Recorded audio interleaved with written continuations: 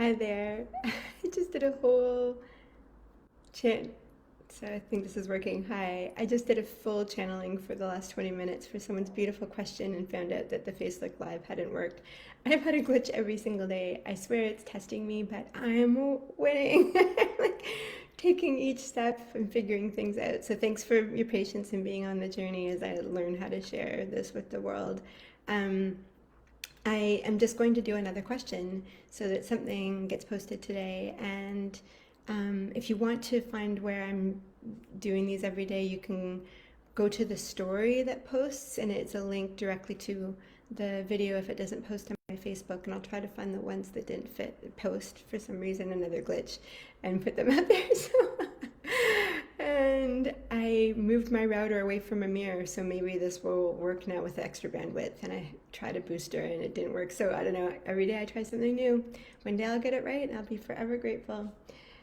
Okay, so this question is from Portugal actually, which is amazing because I talked to my dear friend Ben in Portugal yesterday. We messaged and I was happening to wear I Love Lisbon t-shirt, and so then there's a question from Portugal, and she said that I'm calling in guidance to overcome my blocks and step more fully into my voice and authenticity.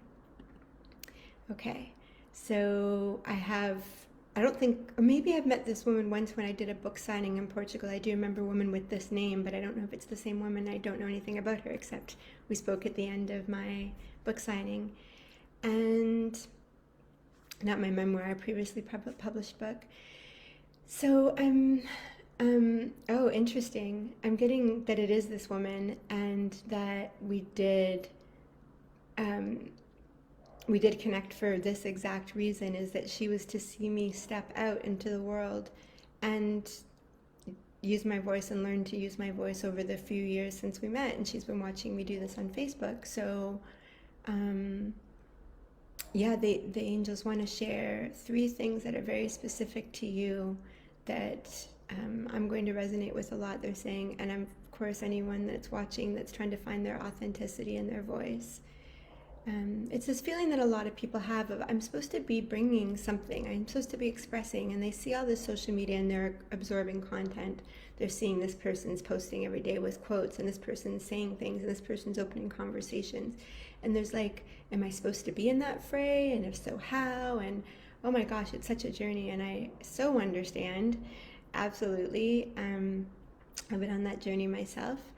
And long story short is that we are going to talk about these 3 things as the crux and culmination of what you need to know in following my journey since we met, apparently.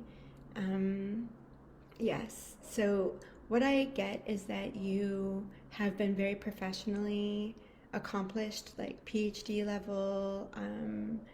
You have a practice of some sort, providing services to people in one-on-one, and you're very um, at capacity and kind of plateauing in your growth there. And so you're getting a little bit bored, and you're very comfortable in your professional setting when you're sitting in front of someone giving your service, but out in the world you're a little more meek, you're a little more hesitant, you're a little more doubtful, and you would love to translate what happens in your um, office or when you're giving your service to your confidence in the world. And when you hesitate in the world, it's because you don't feel like you have the authority.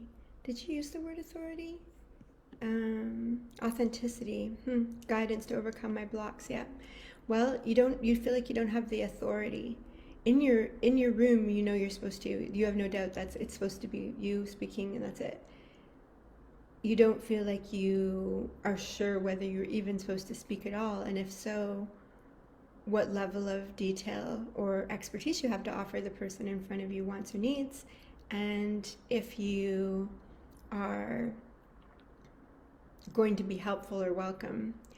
And all of this stems back to you being unsure when you spoke when you were younger. So many, you got scrambled when you were younger, whether it's appropriate to speak or not to speak, or how so.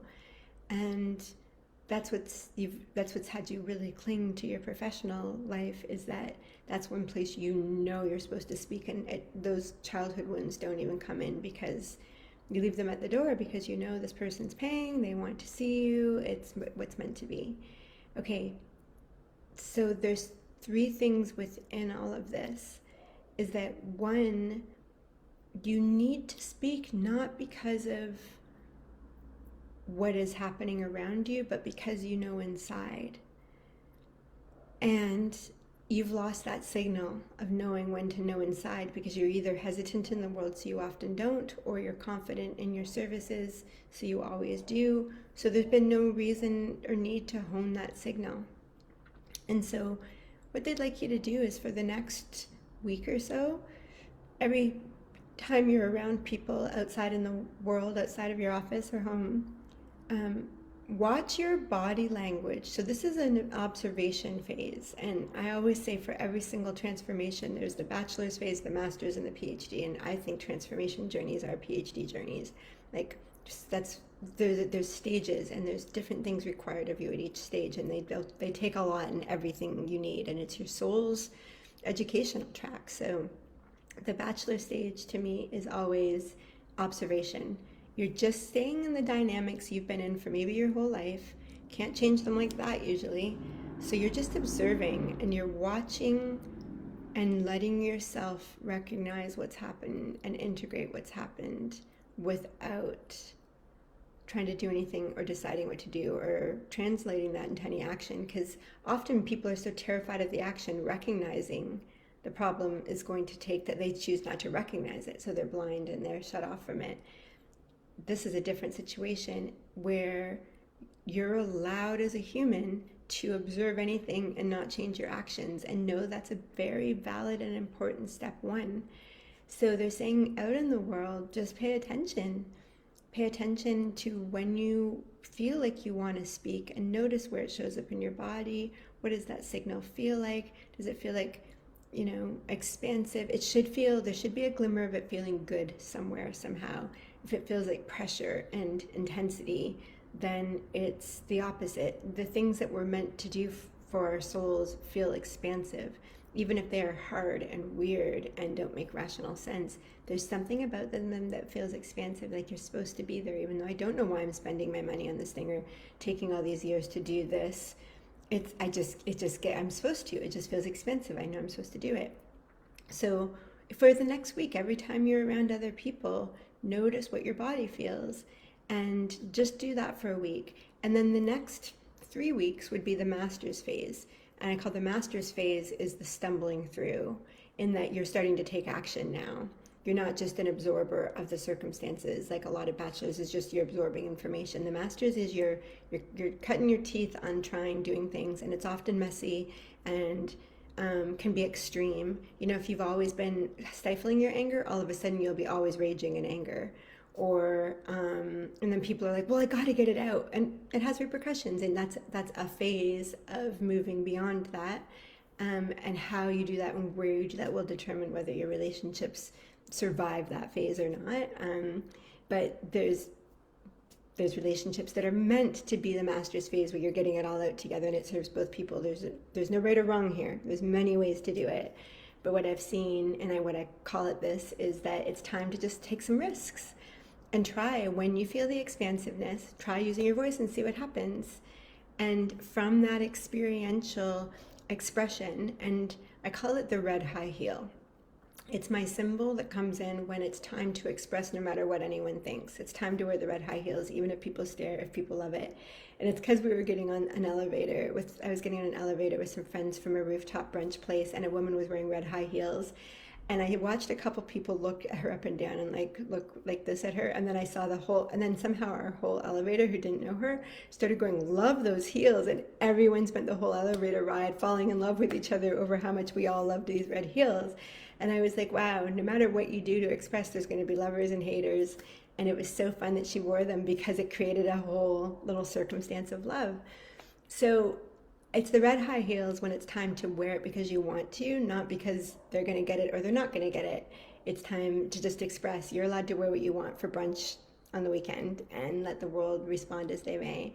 So I'm getting it to your red high heel time where you speak what your heart feels like sharing, and let the chips fall where they may, and watch what happens and see what happens and iterate. That's not the time to do it. That is the time to do it. You can even say after, I'm experimenting with trying. People can say I need to get the anger out. You can say I need to get the words out. Like, I'm just trying. I'm experimenting with saying what feels expansive. So I see that as your master's level, and I get that as about a 3-week experimentation. And then I'm getting that after that you go into your PhD level, which is that you actually hone it so that it is your highest expression, and it comes with a lot of indifference. It's not charged with nervousness or fear or whatever. The things, if you're in the anger journey, the things that used to make you angry, you have the same discernment. You don't want that to happen, but you don't need to be angry to have action happen around it. You know what to do, and you can just do it with conversation. Yeah, that doesn't feel right to me. I'm not going to participate in that. There's a neutrality to it, yet there's the same action and outcome. As in, not the outcome of how people experience what you're doing. They probably love it a lot more. Let's say the anger is like, because I don't want to have you change our plans anymore. And you don't say anything about it in the bachelor's phase, and you just watch it and watch it and watch it and realize, no, it is inappropriate to me how much that changes. Then the second one might be like, I'm so upset with you not, changing the plans all the time. And then the PhD phase is more so like, yeah, when you change plans, I just don't feel like making plans with you, so I'm just not going to unless you can keep them. So let me know if you know you can keep them, and then let's try again. But until then, I'm just going to be doing other things. Neutral, indifferent, but still clear, still decisive. But that's because of all the work that came before. So I'm getting for you to do the observation for a week, to do 3 weeks of practice, and then I'm getting that after that, start to hone how you want to be in the world, what you want your voice to be. I get a new offering. You need to do an offering beyond what you're doing professionally. You need to start sharing in some sort of offering, and it will come clear to you, I get, in this 3-week journey. So I hope that's helpful.